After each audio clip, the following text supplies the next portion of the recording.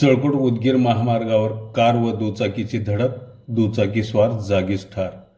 लातूर जिल्ह्यातील जळकोट उदगीर जाणाऱ्या राष्ट्रीय महामार्गावरच्या पाटोदा खुर्द पाटीजवळ कार आणि मोटारसायकलचा भीषण अपघात झालाय. या अपघातात मोटारसायकल स्वाराचा जागीच मृत्यू झाला आहे.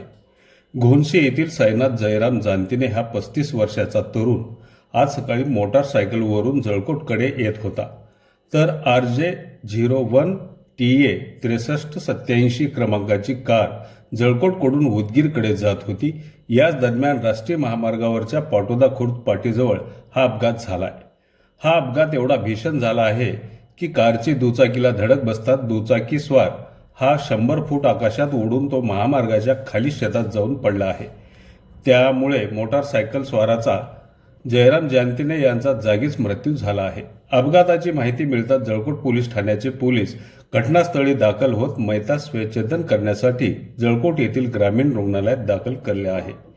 तर या अपघातामुळे रस्त्यावर थांबलेली वाहने पोलिसांनी बाजूला करून वाहतूक सुरळीत करून दिली आहे.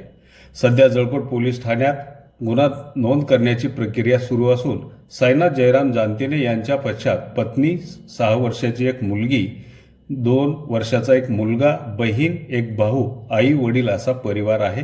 या घटनेमुळे घोणशी गावासह जळकोट तालुक्यात सर्वत्र हळहळ व्यक्त केली जात आहे.